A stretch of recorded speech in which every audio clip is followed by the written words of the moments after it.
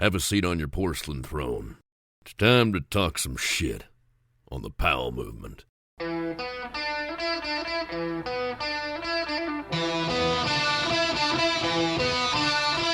Welcome to the Powell movement.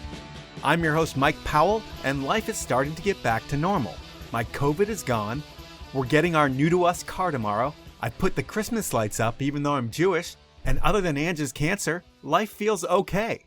The only other buzzkill I'm experiencing is that my mom left town. She and her husband Tom were here for a month, and it really was great to see family every day. If you're tight with your family, spend some time with them. I promise you won't regret it. So thank you for everything, Mom and Tom. We miss you already and we love you. I should also tell my dad I love him as well. He was out here for a week, but I only got to see him for a day because I had COVID. The only other news on our end is that we have a big CAT scan on Monday that will let us know how the new drugs are working. This is so exciting and scary all at the same time. If things are working, well, we keep at it for a while we wait for a cure to be developed. But if the treatment isn't working, then we go on to plan B. And we believe that to be trials, whatever and wherever they are. That's the scary route.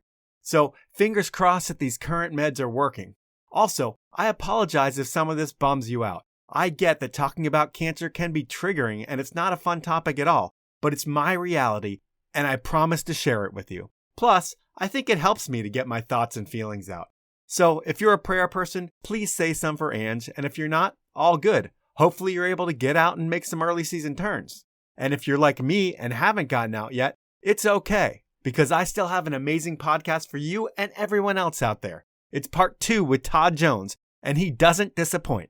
Like last week, I'm not going to spoil the podcast during the intro and share anything that we talk about. So just know that Todd Jones is one of the founders of Teton Gravity Research, aka TGR, and his story is epic. He helped shape skiing and snowboarding for the past 20-30 years. But before we get into it, I have a couple of things to ask of you. First, please tell your friends about the show. Second, please share my social posts, post about the podcast, share your Spotify years in review, because all of those things help the show grow. They do something with the algorithm that I can't explain, but I definitely appreciate it. So thank you for doing that. And finally, please support my amazing sponsors who make the show happen. They are Peter Glenn Ski and Sports, Elan Skis, Stanley, Outdoor Research, and Best Day Brewing. Now, it's time for part 2 with Todd Jones. I'll just preface this whole second part of the podcast with, I do have COVID, and you can't get it through the phone, but it could make me scatterbrained. I'm not really sure. That's funny, dude. We just came from the Coast Film Festival, and we came home on Sunday, and literally my brother, Jeremy, his wife, the guy who I was with the entire time, like everyone has it. And some fucking how me and my wife keep testing. We don't have it. Oh, good for you, man. We're just like, how do we not have it? Like literally everyone that we were with. You got lucky. I mean, for me, it's been actually pretty miserable. I had like 102.5 and it was like I've never been this sick. Wow. But we don't need to talk about COVID. We'll jump right into where we left off. And actually, I guess before we get into where we left off last time, I'm going to start things off with a softball for you. Who owns the truck, the orange truck in the movie Tangerine Dream, and what's the backstory on that bad boy? The truck is owned by the company Teton Gravity Research. Originally, Dirk Collins, who's one of the founding partners of TGR, he's from Alaska. He drove the truck down from Alaska, all the way through Canada, and he showed up, and I pretty much right away, I was like, sick, the Tangerine Dream. And this was back in the day when, cars were pretty communal. I mean, I remember the year I moved out, and I got an address to go to from my brother that was one of his buddies, and it was like the trailer park on the village road. And I pulled up, and I was meeting these guys, and they're like, hey, cool, yeah, you're going to sleep in Donnie's room, and let's empty your car. I'm like, what do you mean? And they're like, yeah, well, we need it. We got to go here. And so it was like in this very dirtbag, ski bum, communal. So while Dirk owned the truck originally and drove it down, we fairly quickly started TGR, and that was the company truck. No doubt about it.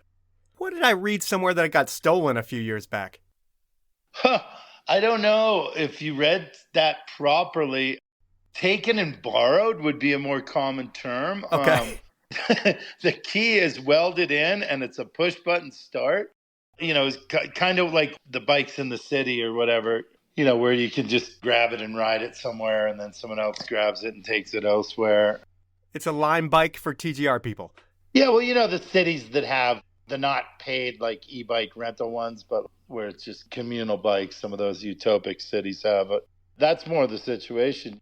You'd roll out and you'd be like, where's the truck? And someone had it, did a quick town run.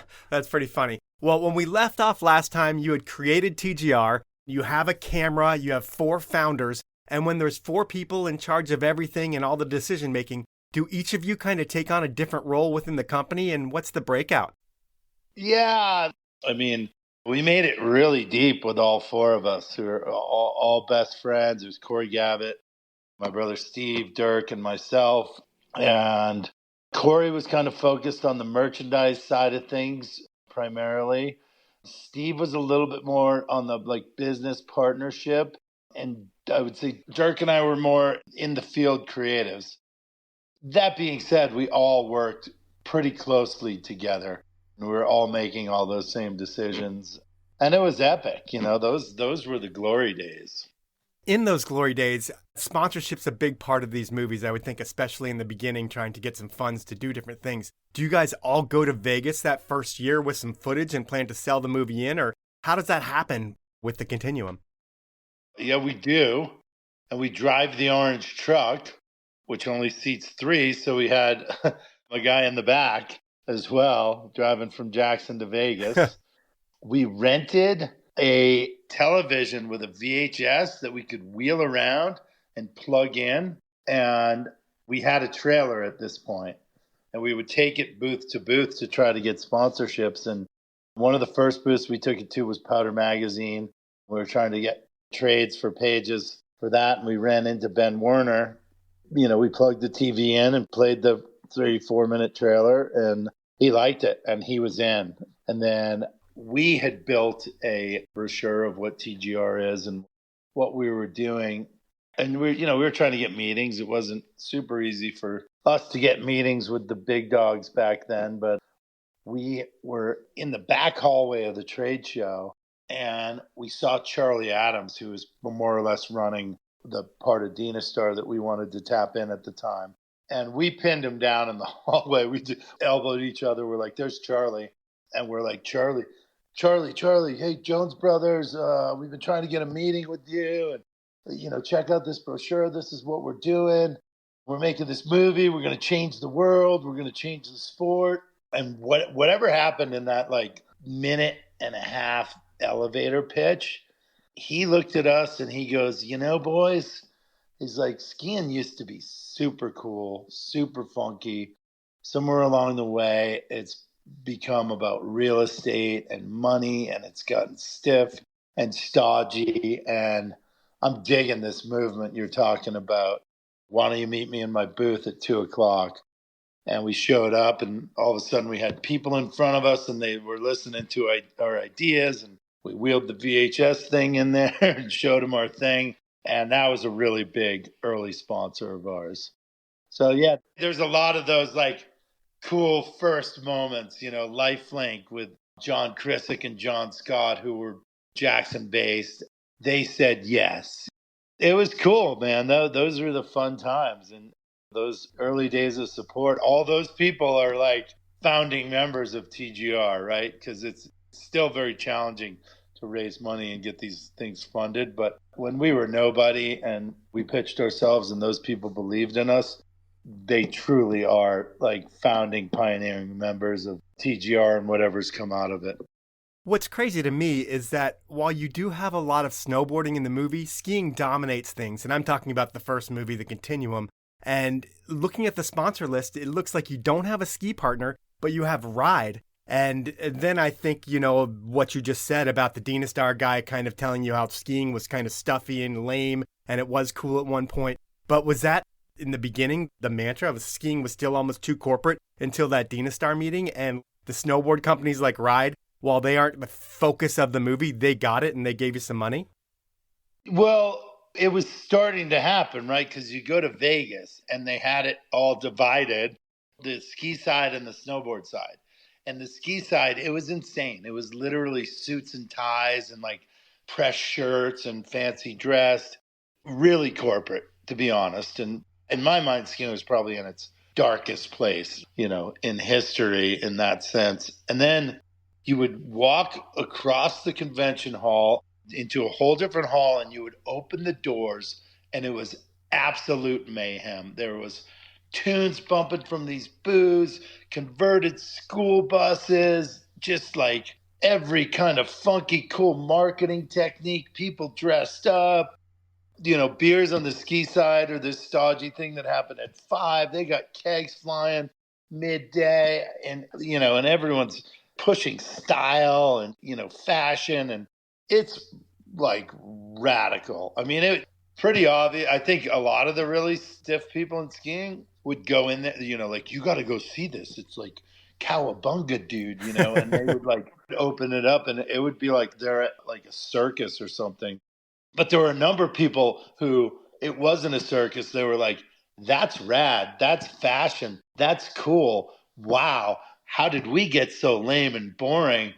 I want to immerse in this and figure out what's going on because this is funky and this is like fresh and new and it's a vibe. And so snowboard lit skiing up 1,000% at a time when skiing was in its worst place. And there was a number of people that responded to that. On the athlete side, it was Swanee and Morrison and me and my brothers and Kreitler. And I mean, that list goes on and on and on. There was that whole crew that were very attracted. We already knew skiing was cooler than it was being portrayed, and that this whole free ski thing and that the Alaska movement, that it was progressing the sport and moving forward and doing things. But it took a minute for that to shift gears and for that to come into ski design and technology and then into like the clothing and the gear and the equipment design. But like, it came from snowboarding. And to me, I will say that it came when we all gathered in Alaska, right? So you had the Crested Butte guys, you had the Tahoe crew, you had the Jackson crew, you had the ski versions of that, the snowboard versions of that. Everyone came to this same place, and there was no ski snowboard war like was going down in Big Bear or those little hills where it was a total battle. These were like some of the most elite, most want to pioneer skiers and snowboarders in the world from all around. We had all never really hung out together. So all of a sudden we're all together in the same place. Everything's a first descent. Everything's new. We're all figuring this out together. And there's no line between skiing and snowboard. So there was a lot came out of that. And that was where like you had some really good skiers watching snowboarders going, well, that wide technology works. Like, oh, what's the widest ski we have right now? The Snow Ranger. Someone got on the Snow Ranger. They're like, it works. We need bigger. Dinosaur showed up with the big, Yep. The Atomic subsequently had a fat ski living at Mike Wiggly heli skiing. They made like 25 pairs, but they were just for clients and they didn't really get to Valdez. But then the big showed up and it was like, oh, that's when people just started to, that's when Nobis and everyone started really opening it up and throttling. And that's when like the suits that were also supporting us free riders and our visions of changing technology and making the sport cooler and showing a different side of it, those people started to get prouder and prouder, and they started to invest a little bit more in projects, a little bit more in athletes, a little bit more in bending the technology that existed. And so, that was an epic, super exciting time. You talk about the athletes and how they help change things by being in Alaska and being around each other and kind of seeing what's happening in snowboard and all that. And you brought up Seth Morrison. And in your first movie, The Continuum, Seth Morrison was in that movie, and then you didn't film with him for a long time. And what happens there? Like, does MSP flex and be like, you can't film with him because he's got to film with us? Or how does that whole thing play out? Because he was a big draw, I would think, at that time, even though it was very in his infancy. But he was with you, and then he wasn't with you again for like 20 years. Yeah, absolutely. Seth lived in Jackson that winter. Okay. So we were hanging out. We were friends already. But because he was in Jackson, like we just all were in the same circle and hanging out. I think that particular film session with Seth that got him in the Continuum, it was pretty organic. He happened to be around and his crew that he would free ski with was going off. But I mean, Seth was super in with Matchstick at that time. So we were stoked to have him in that film, and we were stoked to have him come out for a few days. It wasn't something we really pursued just because we knew that he was so involved with Matchstick. And then I think when it came back around to us, it was a situation where, and I can't totally speak to it, but for whatever reason, Matchstick and Seth had decided to call it quits. And Seth had reached out and said that he would be interested in filming with us. And it definitely was not like a thing like, oh, we'll stick it to Matchstick. It was more like, oh my God, it's Seth Morrison. And I'm sure Matchstick's not going to be stoked, but Seth deserves a home. He's given so much to the sport. And I can't fix whatever happened over there, but I can provide Seth a place to show his skiing and express himself. And so we had a really epic, 5 or 6 year run with Seth after that, which was amazing. Was there the attitude, though, that there were TGR guys and then there were MSP guys? Like, did you have guys that you were loyal to and you expected them to be loyal to you? Or did that not matter as much? Yeah, I mean, it very, right? Like, everyone's competitive. The competition amongst different companies has always been good for the sport. I think, yeah, there's those franchise athletes, the Jeremy Nobises and the Jeremy Joneses and the Micah Blacks on our side. And then Matchstick had Seth and some other people. It was an unspoken thing, but it's just like there's a core crew that kind of built Matchstick, core crew that built TGR. Our job within those little units was to stay together. Then there was the floater sort of athletes that could go either way. We didn't really care about that. I think that, it seemed like other companies maybe put a little more weight on that. Like, oh, they crossed the line. They picketed, I guess I figured out fairly early on. There was probably a number of years where I was pretty competitive with everyone out there. But then, I don't know, maybe young Todd got a little wiser and woke up one day and said, this is a pretty cool life. This is a pretty cool opportunity. I feel really blessed at what we do. And I'm going to wake up every day and think about what we're going to do and how much fun that's going to be and not what other people are going to do. And that's been my philosophy for a long time, probably year 5 when I sort of entered that more sage space of like, what are we doing? Like, it's all sick. We don't have room for another 18 poor boys athletes in our movie and another 18 Matchsticks. Like, this is epic. We all travel the world, film this stuff, push this sport. So I've tried to really embrace other projects and other companies. And I mean, I think you see that on our website, and you see that in the early 2000s. We go from having a company website to like featuring everyone's content and trailers. And that confused people. And they're like, what are you doing? And we happen to have always been really into the digital space. And so I said, well, we're opening it up, man. It's all skiing. It's snowboarding.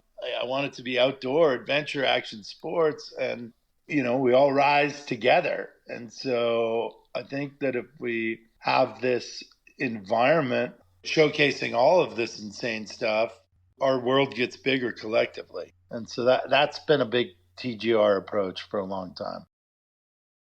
Now it's time for my first sponsor break. And for over 75 years, Elan Skis has been building world-class skis in the Slovenian Alps. It's real skiers building skis with the highest quality materials in the world. And I'm not just saying that. Elan is not only known for skis, they also build luxury yachts, so there's no cutting corners on anything. It's all about delivering the best on-mountain experience to skiers all over the world. And while Elan has been killing it in Europe for decades, over the past 10 years, they've been building a cult following here in the States because it's hard not to love a playful ski that's rock solid underfoot and a ski that makes you a better skier. Their award-winning Ripstick line has proven time and again to do this and has a waist width for everyone. But that's not all Elan has to offer. Their brand new Playmaker series in waist widths of 101 and 91 have won all the awards, and they're the perfect tools for landing switch in the park or backcountry. So please do me and yourself a favor. The next time you demo a ski, try Elan and ski what I'm talking about. You can find out more about Elan over at elanskis.com. Next up is where I want you to buy your Elan skis from. Peter Glenn Ski and Sports have been getting people on the snow since 1958. They aren't one of the newer internet companies trying to take over the world with product lines and hotels. They do one thing, get you dialed in with the right gear for your adventure or vacation. They take pride in being the best at that. And whether you're experiencing the best-in-class retail experience or the 5-star rated website based on the almost 13,000 reviews they have, Peter Glenn has all the brands, all the products, and if you can't get the Peter Glenn experience in person, well, their website offers free shipping on orders over $49, a hassle-free return policy, and they'll price match. That's right. If you find something cheaper at a reputable dealer, contact Peter Glenn, let them know, and they'll match that price. If you like this podcast, please do that for me. To find out more about all things Peter Glenn Ski and Sports, head on over to peterglenn.com. My final sponsor this round is Stanley, a brand located right down the street from me here in Seattle, and the only brand I trust to keep my drinks hotter and colder than anyone else. Stanley is the best at this. I mean, they invented the category, and they are the all-inclusive brand that wants to outfit everyone's adventures. Stanley isn't going to sell you a $300 cooler. What they are going to do is offer you best-in-class product for a reasonable price. And these days, with ski resorts charging $30 for a burger, there's never been a better time to load up on Stanley's food storage supplies and save your family a lot of money by bringing your home-cooked goodness to the mountains, whether you like them piping hot or ice cold. Stanley delivers. And while Stanley always offers a code for the best possible discounts to Powell Movement listeners, there won't be a code for the next couple weeks as Stanley has its holiday deals live on its website through December 4th, and you can save up to 60% off select items. To get the deals and find out more about all things Stanley, head on over to stanley1913.com and go shopping. Those are my sponsors. Now let's jump back into the podcast. Those first couple movies, you and Steve were in the movies. I mean, you guys weren't just behind the lens, you were in front of the lens. And that's got to be a pretty cool thing, especially at that age when you can actually be in the ski movies and making the ski movies. When does it kind of get to a point where you're like, we don't have enough time to be in front of the lens anymore and we need to focus on the production of everything? Does it like get to a hard stop where you're like, we need to focus on others? Not a totally hard stop, but great question, right? Because still to this day, I watch like these young new company and it's like, oh, look, he's the talent, but he's also the filmmaker glue. I watch them and I'm like, I wonder how long till like so-and-so weans into just being the filmmaker, because I've been there, right? So, you know, the Continuum was very much a, hey, I'm going to hit that line, and I'd hit it, and Dirk would hand the camera to me, and he'd hike up and hit his line, and Steve, and it was literally all of us shooting and making the film. And then Harvest was, you know, that was when that whole Dina Star, like, big step-up thing came. And with that came Nobis. And I think at that point we had Rozzy on board supporting Moles. And we actually had deliverables, right? It wasn't just the boys who bought a camera with commercial fishing money. A few people said yes, and we had to do this stuff. So that fell on me and Steve and Dirk. And I think for me personally, I can't totally speak for those boys, but I think the athletes really started to, you know, the gear got really good. The athletes started to get paid. They got more focused. So the sport was elevating rapidly. And it was hard for me if my job on a certain trip was to film the whole time. And then, you know, a couple weeks later, we're back in the backcountry at Jackson and it's my turn to go. It became harder for me to turn it on and off. It's like walking those ridges and standing on those lines and hitting the warm-up lines. Like, that's a space you kind of want to be in the whole time, you know? And so I think around Uprising, our third film, our shots collectively dwindled. I probably hung on to it longer than Dirk and Steve, but our shots collectively dwindled. And then I think by the realm, we're just the filmmakers now that can ski pretty good. And I would think during those early years, you're running one or two cameras. I wouldn't think there's a screen where you can actually see what you're shooting in real time. How often do you guys totally blow the shot? It's film. There's no playback. It costs about $30 for a 100-foot roll of film, which is 3 minutes worth of footage. So very expensive.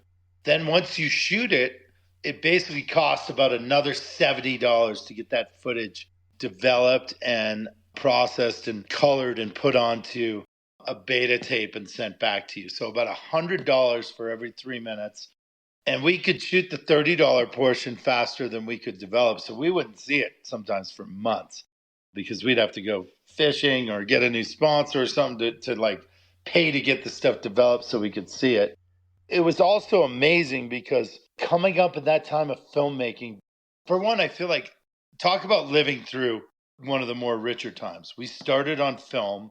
We went through the Canon 5D movement, HD, 4K, VHS, Blu-ray, digital, YouTube distribution, iTunes, streaming. Like we've seen it kind of all, right? It was just film for a long period of time. And the bulk of our career, those 2.5 decades, everything has changed rapidly. So back to the film and shooting that, you really had to pick your frame. If you were filming a jump, you didn't get to be like, oh, I'm going to tweak the angle a little bit. You had to do that in your head without playback and go like, it's going to be better over there. And then you had to use your light meter and read the light so you didn't blow the shot. And then also with that 3-minute load, you had to be like, do I have enough time to capture what's going to go down? So if someone stops, do you stop the camera? How much pre-roll? I mean, now with the reds and the digital cameras, people are like, your pre-roll's so long, Todd, because I'll just start rolling like as soon as someone's like getting ready and I'll have like 40 seconds of pre-roll. They're like, it's so long. I'm like, you don't know the world I came from where like we would be being stingy and waiting and I made mistakes. So who cares? That's just a digital file. And then rollouts where we would roll out a film and then the rest of that shot would be gone forever. There was a big first descent. This is the Continuum. I was in front of the camera and it was the cameraman loaded the film backwards. So it came back negative red, which was unusable. You could see the line. It was super sick, but it was unusable. So there were a lot of mistakes. I'd say one of the things, interesting things about those mistakes is when you blew a shot, say I blew a shot of like Swanee, when we're in Alaska, knowing it was going to be 2 months before we'd have the footage and really, not until the summer that we were actually messing with it. We might not tell them we blew the shot. Right.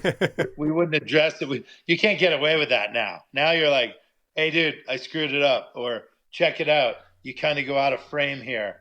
Do you want to do it again or do another line or try something again? So we all did it. Every filmer buried their mistakes because the time would pass. That's the gift of film, I guess. And when the Continuum's released, do you guys have a tour that first year, or is it more select showings? Well, two things. For one, we realized the Walk Festival Hall in Teton Village, we had no idea, but they have a summer music festival, like a big orchestra, and they have a 950-seat theater, tiered, beautiful, all killer sound. And so we decide we're going to show the Continuum there. We're like, no way, this is sweet. Let's show the Continuum there. It's way too big for us, but it's still the best venue, and we made the movie right there in the village. But I remember that night, Dirk and Steve and I were driving home from the edit bay and the editor's place with the copy of the film, and we had just done a screening of it. We had a horrible screening, and we're just quiet driving the orange truck. We're like, and then kind of like, it's not that good. It kind of sucks. Like, oh God, we're going to let people down. And then the next day we're setting up. I was the tech guy back in the day. And so I'm setting up the projector in the Walk Festival Hall. And Dirk comes up to me and he's like, dude, come outside. And I'm like, I'm friggin' busy. I'm sweating bullets. I've never set a projector up. I'm like, dude, I'm jammed up. And he's like, no, you need to come outside. I'm like, whatever, fine. And I roll outside, and there's a line to get into the festival hall from the festival hall all the way past the tram to the parking lot. And as far as the eye could see, a line of cars coming all the way from town. Whoa. And yeah, I like dropped tears. I'm like, holy shit, they're coming. And the lights go down and the place goes absolutely bonkers and people are stoked. We had a way better screening. The literally polar opposite of the night before. And the movie's good. It is. That's why it's in the U.S. Ski and Snowboard Hall of Fame. So that was the world premiere of that film. And then, of course, yes, we were as ski bummy as we were. Our job was to change the world. So we needed to go do some film tour and get it out there. And we hooked in with this band Galactic. Yeah. Yeah, you know Galactic, right? They're pretty big, played Red Rocks now. Yeah. So the collective of Teton Gravity Research and Galactic did a tour in Colorado, probably a 10-stop tour, and we could barely get 50 people each to show up, which is hilarious. You know, we're still friends with those guys, and whenever I see them and it's a big venue, I laugh. I go, can you believe we could barely get 50 people to come out and, as a team? And we all laugh and remember those days. But, it's like the whole thing's built from the ground up. That tour was fun. The 50 people that showed up, they were core. They were also founding fans of TGR. Without them, and then the 50 more the next year, like, we don't exist. And when you think 5 years into it, when you guys are packing houses across the country, and those early movie premieres in the 90s and early 2000s, when a segment dropped and someone dropped a huge cliff, it was as loud as it could possibly be, and people were going nuts in those theaters. And then I look at the premieres over the past 10 years, and people get stoked, but the crowds seem more reserved. Do you guys see that as well, where it used to be just people more amped? I don't know, Mike. I don't think you've been to a TGR film premiere as of late. I have. I went this year, and I'm not saying that they're still fun, and I go every year. But it just seems like people don't want to yell as loud as they used to yell for some reason. And I think across the board, it doesn't even matter what brand I'm going to see the movie of. I don't know. It's town to town, venue to venue. Like, we know loud venues, right? So like New York City, for instance, loud. Chicago hasn't ever been as loud. Core ski and snowboard towns, gonna have bigger crowd reactions. The late show's louder than the early show. I mean, I guess that's a tricky one for me, Mike, because our tour is thriving now way harder than ever before. So for me, I walk in and I see 2,000 people in the House of Blues in Boston, and they are pumped and posters are getting signed and people are like fired up, and I can't do the decibel level from 10 years ago, I guess. I'm like, wow, this is happening. It's cool. The community's still really stoked to make the effort to come here. I do always say, we talk about fans and audience, and I always explain to people, I'm like, our highest value audience or fan is the person who bought the ticket and took the train or got in their car to actually go there and to have a live physical experience with the film and with TGR. So those are important, and they're also the gathering of winter's coming. We love that part of it. It's one of the most rewarding parts. No matter how many people are downloading your movie, you don't get the touch point that you do when you walk into a theater or a venue and it's just going off. For sure. And I will say that the premieres are more crowded than they've ever been. So it's not a problem with selling tickets. I just think, at least in my city, people are more reserved than maybe they were 10 years ago, which I just never get. It's like I emceed a premiere last week, and I had to say at least 10 times before the premiere, if you see something, say something. It's not a place to sit back and just enjoy them. And you know that. And I'm sure in all the ski towns that you go to, it's pandemonium. In thinking about getting the DVD or VHS copy into people's hands back then, were you distributing through like Video Action Sports like everybody else? Yes, 100%. Straight to Video Action. Danny Grant was there the whole time, right? We're still doing business with Danny Grant. He's over at Red Bull TV now, but he just had 1091 Media. We were with them. So yeah, we've been in that space. That's largely where The majority of action sports films have been distributed through that distributor. There's a few other ones, Extreme, I can't remember. But we've been largely there through the VHS, through the Blu-ray, through the digital download and streaming and that whole run. When you think of the other distribution channels that you had, you guys had a website that was doing e-commerce before anybody was doing it in the snow world, it seemed like. That's a visionary thing to do. But in the beginning, when you're selling the Continuum and some of those early films online, are you selling a good chunk through your website and making the big margins that way? Or are you just taking little margins with video action sports? The direct to consumer was strong for all of us, right? So it was the website. It was also the phone line, right? Like go back and we got our phone numbers on there and you're clearing the answering machine and writing down addresses and stuffing VHS tapes into envelopes. Like it was pretty rootsy. The website became a good spot and increasingly grew. I'd say the Continuum, I don't know, very little VHS tapes sold through that, but fast forward 4 or 5 years and yeah, that's bumping, you're like, sick, look at the cart today. You open it up and it's cute and you don't have to scribe. We slowly start not putting the phone number on things and you don't have to transcribe from the answering machine or answer the phone and take the order. And then when you think of like movies as you move forward, but think about Harvest. Sponsor-wise, you had Smith, Killer Loop, G. Richter, Powder, Boards in Motion, Lifelink, and you're raising a lot of sponsor dollars. Does that money go for like all expenses paid trips for athletes, or were the athletes buying themselves spots in the early years? Well, for one, you might see a lot of logos, but there's not a lot of dollars. The idea was, so we had skied for Warren Miller, right? And they showed up and they're like, hey, wear these skis, wear these clothes, and we'll film you. And they'd give us like $75 a day. And so when we started TGR, we didn't have full optics into what they were doing.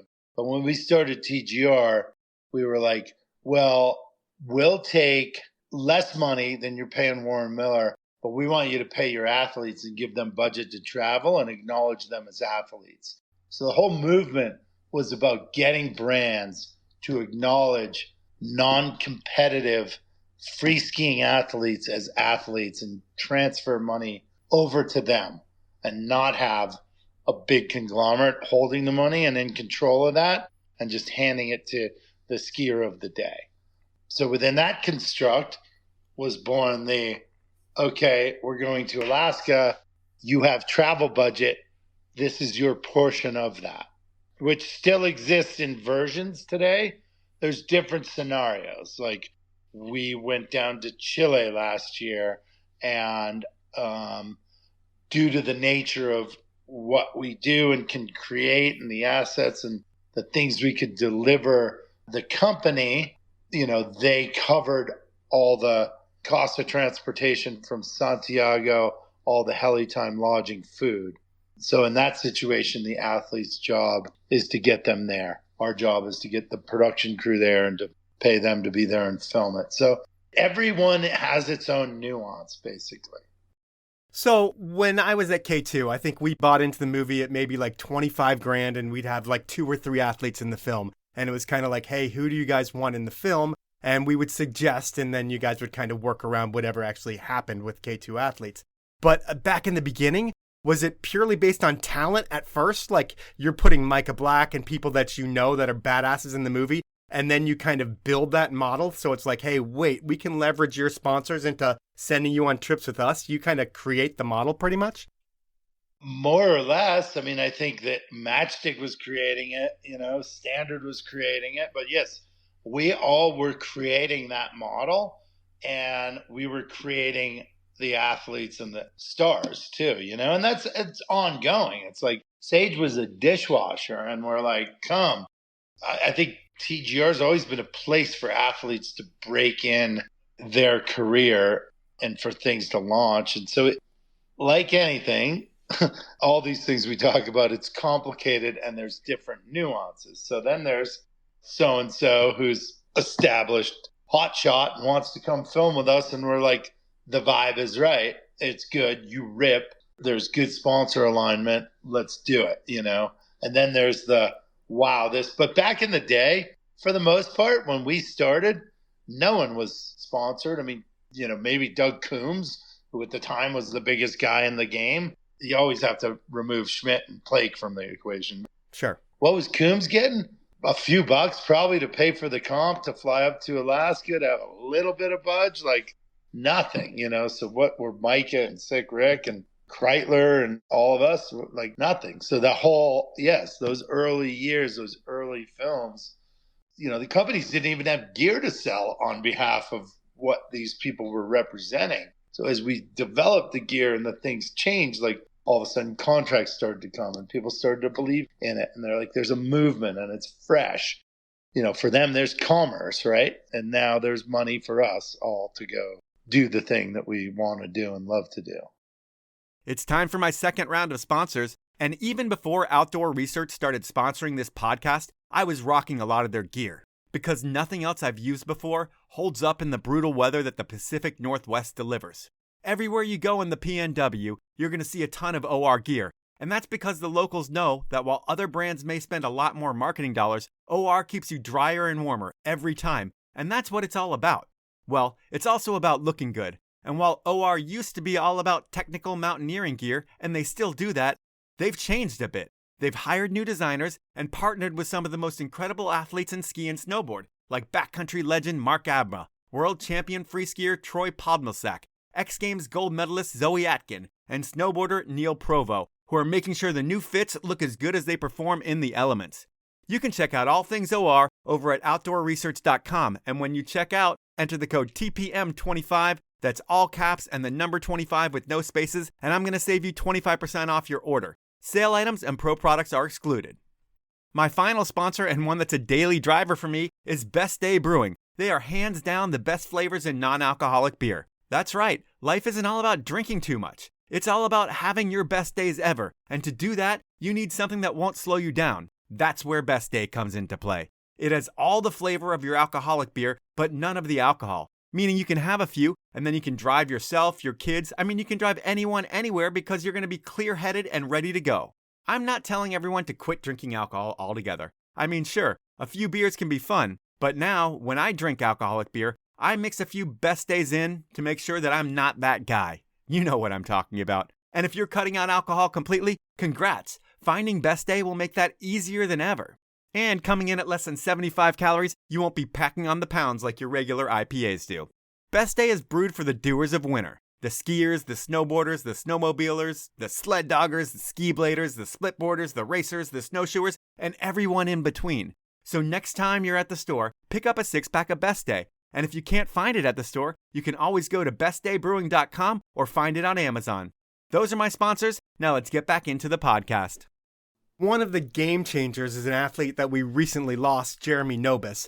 Can you describe how he blew everyone's mind in Harvest and your guys' reaction to his skiing in Alaska? Yeah. Charlie Adams again. So Nobis was on the U.S. team and he shows up in Mount Hood and all these athletes have these new Dynastar skis and Nobis doesn't have them. And he gets rip shit and quits racing. Sounds like Nobis. Yep. Guess who he's really pissed at? Charlie Adams. So now we have this encounter with Charlie, and he's like, I like this. These guys are wild and energetic and youthful and freaky and back to the old days of skiing. So we're hooked in with Dynastar, and then the World Cup's at Park City, and Nobis is snowboarding under the lift. And Charlie pins him down. He's quit skiing, not just the U.S. team. He's like, F everything. And Charlie pins him down, and he's like, Nobis, I got these brothers and Dirk and these guys, and they started this free skiing film company thing, and I think you'd be perfect for it. And Nobis is like, screw it, I'll try it out. And Charlie's like, hey, can we get Nobis? And we're like, well, he's got to come to Jackson. We got to see if he can ski. Nobis comes to Jackson. We try to give him the hardest run right off the bat. We're like, Corbett's, fucking experts, Broadway. Of course, he's like, not only on your tails, he's like, I wish I knew the way so you could follow me. Right. Because you could be slow as shit. So anyways, he passes the test, and we're like, cool, man. We'll be up in Alaska guiding. Coombs will give us or let us use the heli at the end of the day. But anyway, so we're like, Nobis, yeah, we'll see up there. And at the time, we would kind of guide for Doug. If he had worked for us, we were lower down on the rung. But typically, Doug would get through all his clients, and then the heli would be done for the day. And he would be like, hey, boys, you can take it at cost. And so one of those days got done, and it was a beautiful day, and Nobis was standing there, and it was Nobis and Swanee and Sick Rick and myself and Wade McCoy.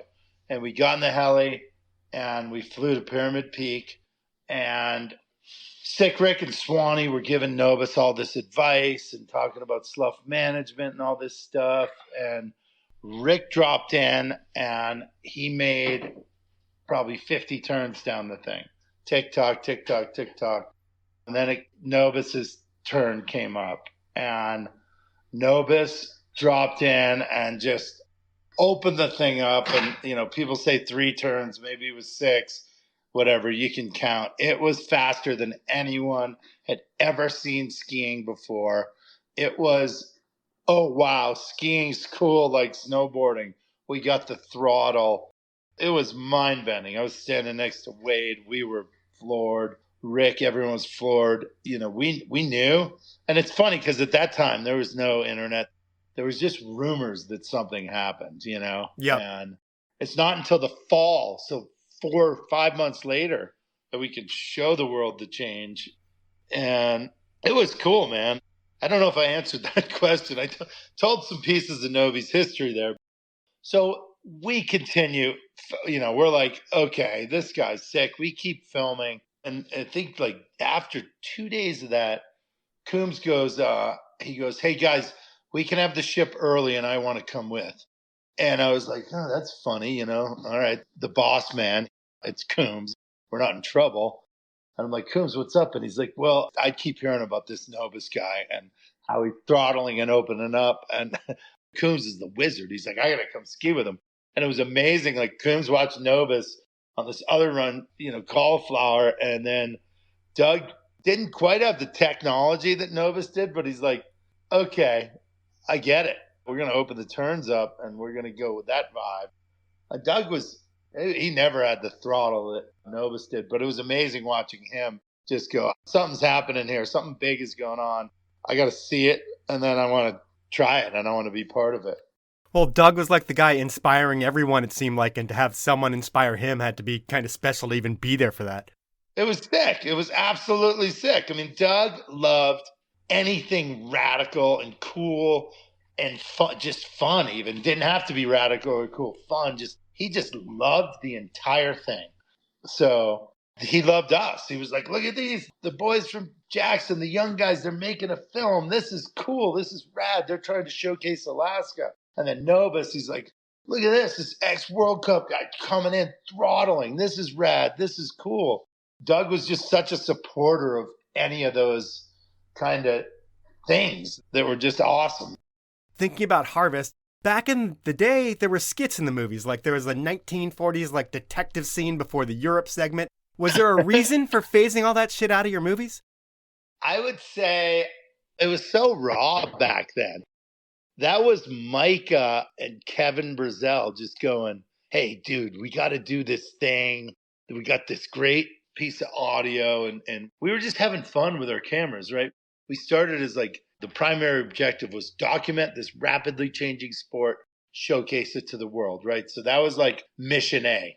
So we started doing that. And then it was like we kind of started to know our way around cameras and edit bays and storytelling. And so we started playing around a little bit more. And that was always the stuff like, let's do this fun stuff. And, Tangerine Dream, which was our 10th film, like you had that whole scene where it was all skidded out. We did for Tight Loose, which was the 21st film. We had it, but I don't know. It's a good question. I'm not totally answering it properly. I will say we just released Flying High Again, which is a lot of people think it's our first feature-length snowboard film. It's actually our 9th.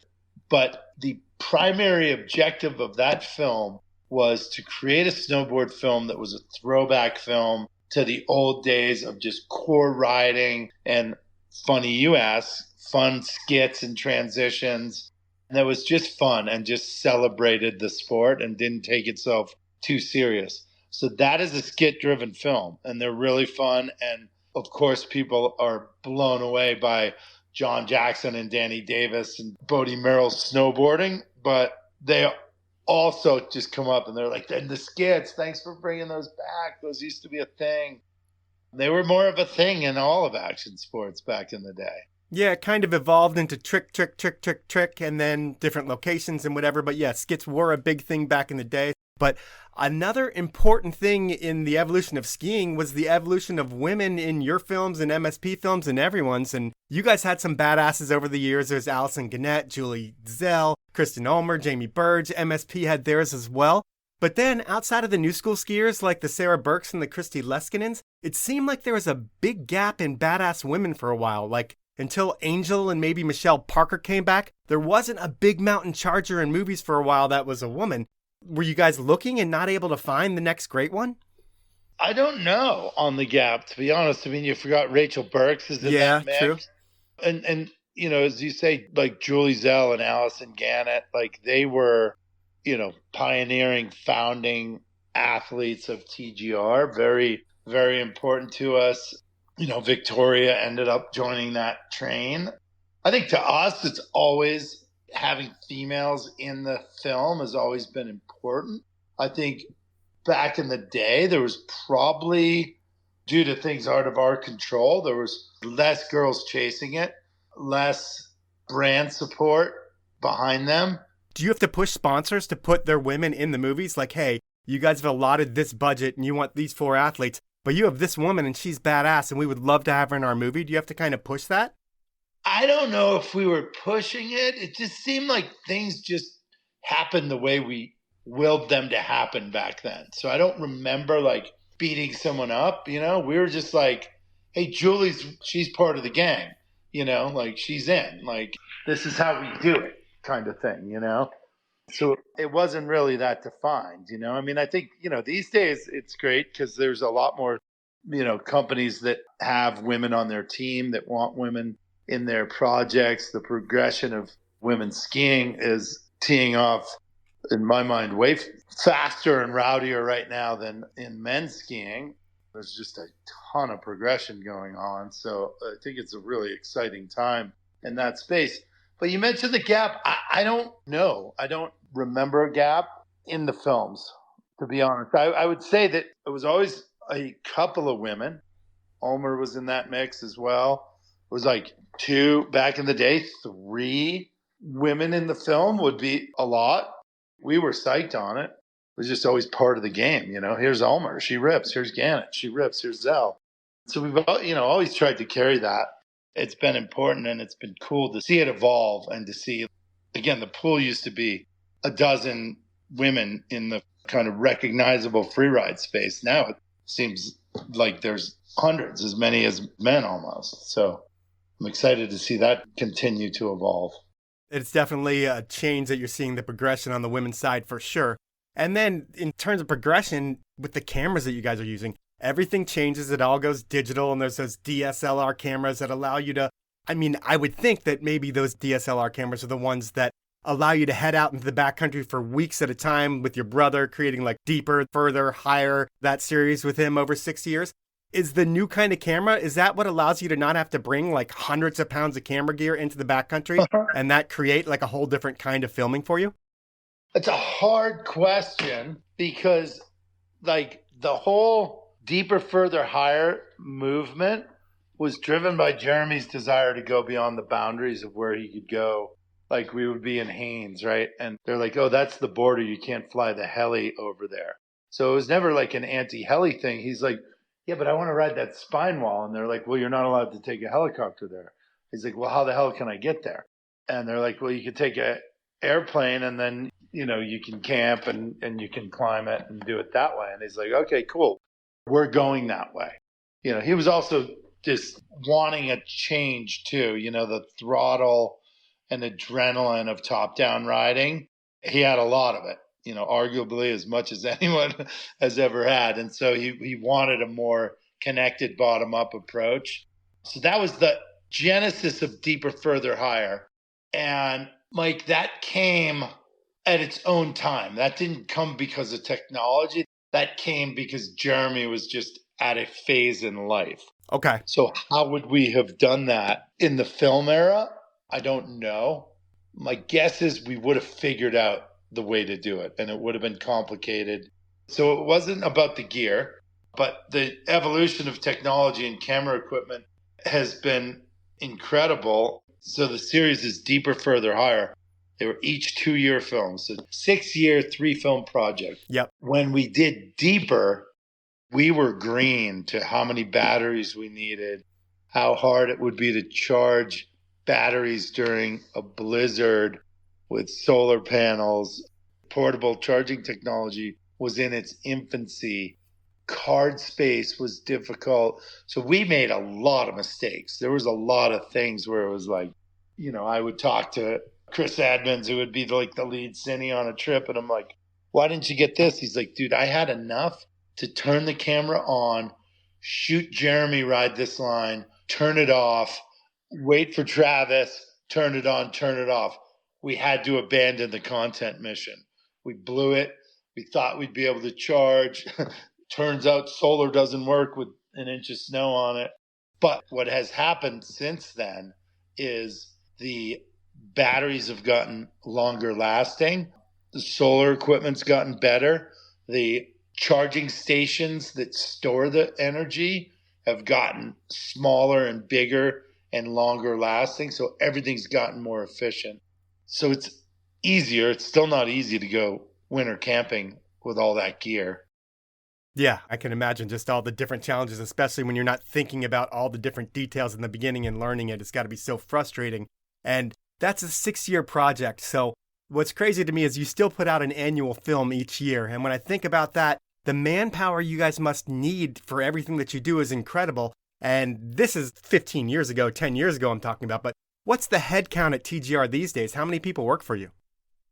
It goes up and down, but, the main crew based in Wilson, Wyoming, including remote full-time, is 30 people.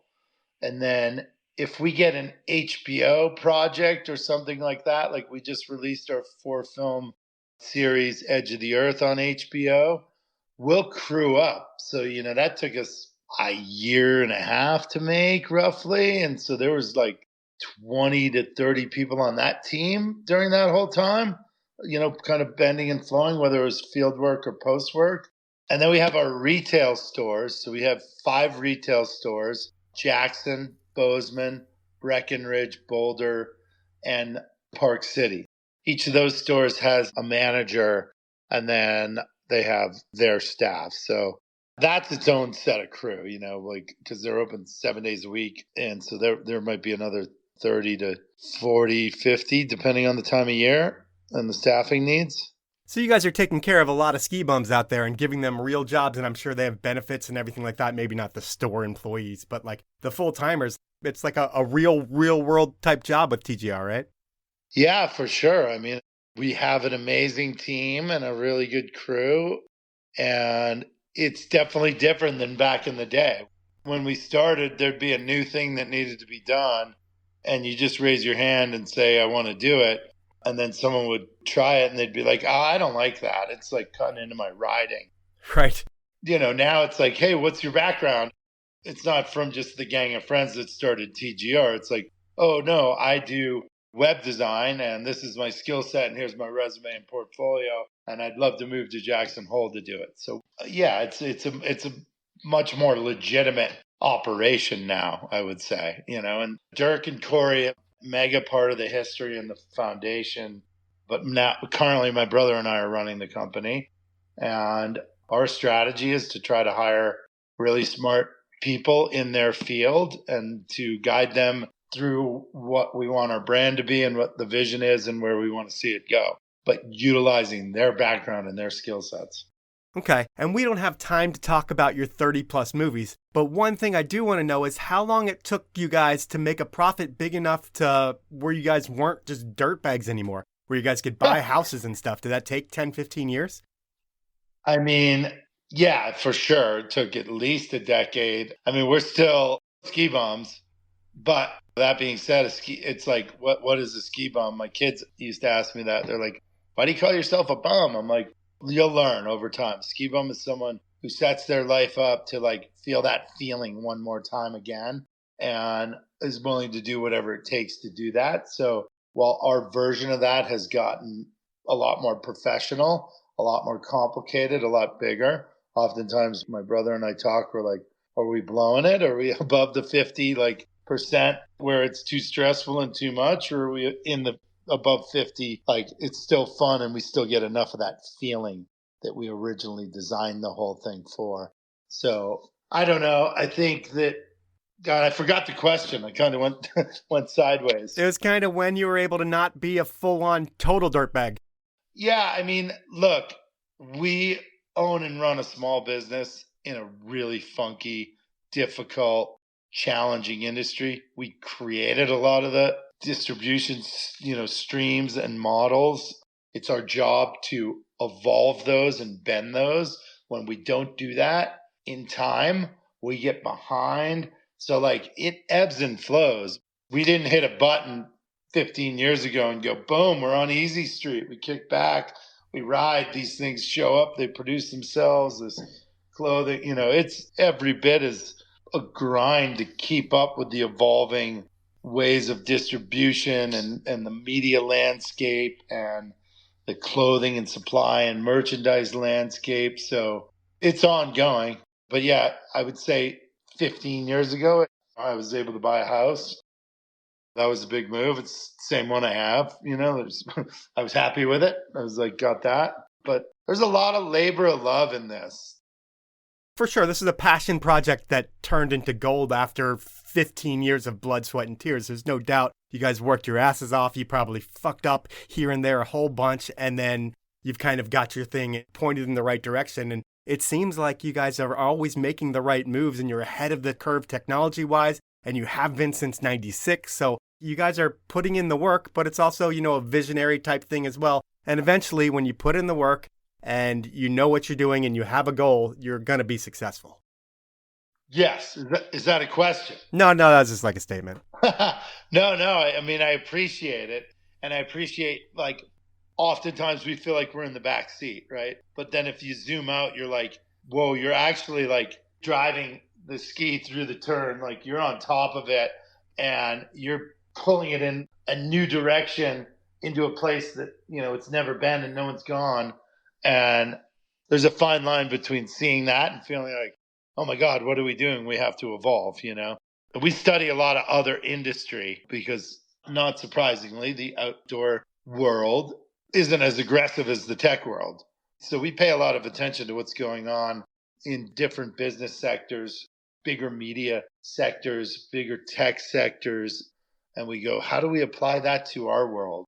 I think that's been important to our staying on top of things. And then my final question before I get to inappropriate questions is, you've worked with all kinds of skiers and snowboarders out there and supremely talented athletes.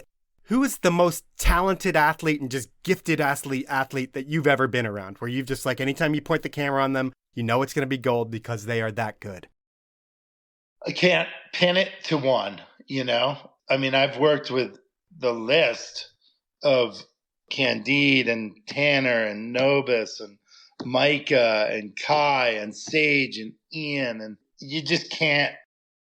I could say there's an upper tier of athletes that are like, they're exceptional, and you're like, wow, they're different, right? That's the 15%. Once you're inside that 15%, it's pretty freaking hard to pick one. And I'm talking 15% of, or maybe it's only 10%, right? That upper 10%. Like, it's pretty hard to pick because, again, there's nuances within it. Who every time made Alaska like ridiculous? Who every time brought this? So I can't pick one. Well, I'm going to let you slide with that because I'm going to jump into inappropriate questions. Last time we had Ian McIntosh ask the questions, and they're pretty much layups for you because Ian worked with you. and he didn't want to upset you with anything, and I totally understand that. This time, I went to all of your troops, it seemed like. I was trying to get anyone to ask an inappropriate question, but you've trained all of these people so well that no one wanted to help me out here because they didn't want to get remotely close to throwing you under the bus. And I get it, but that wasn't really good for you because that meant I had to go outside of your circle, and I went to someone who loves being inappropriate, and he also happens to be one of your biggest influences ever.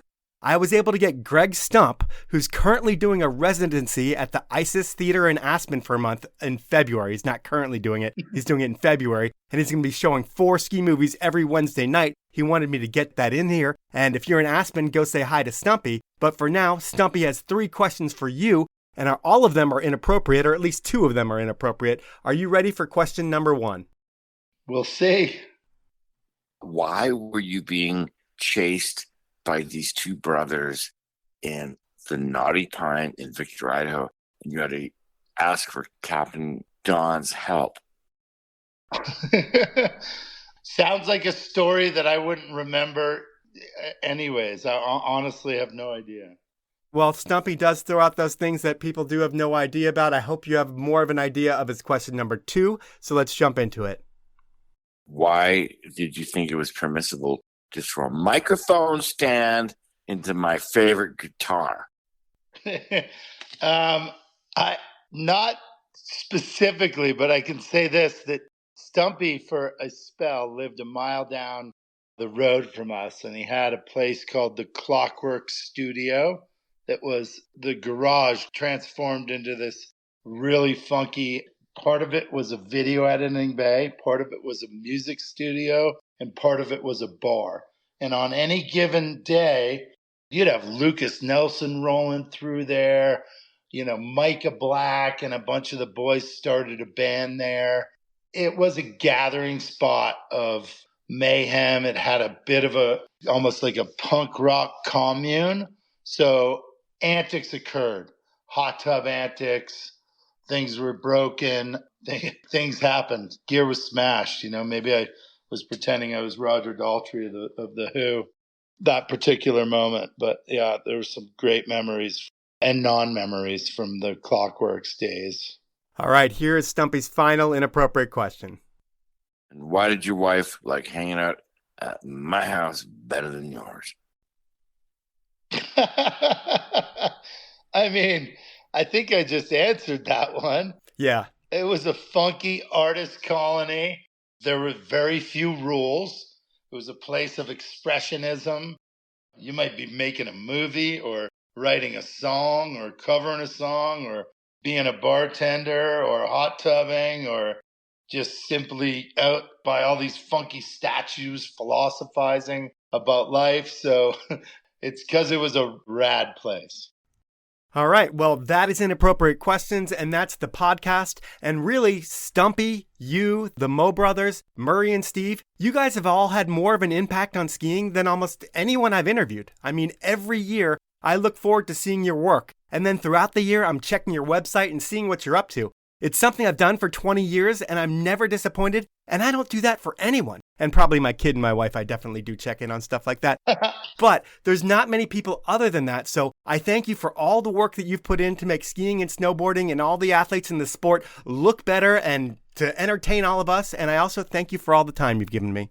Thank you, Mike. Really appreciate it, and really appreciate you continuing to capture the different oral histories of the sport. It's very important.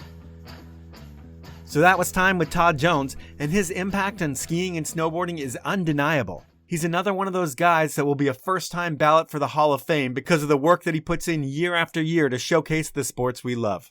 Without the TGRs and the MSPs of the world, I wonder how long it would have taken for skiing to lose the whole turtleneck and skinny ski look. Because the behind-the-scenes players of the 90s and 2000s, like Todd Jones, are a big part of the reason that skiing became cool again.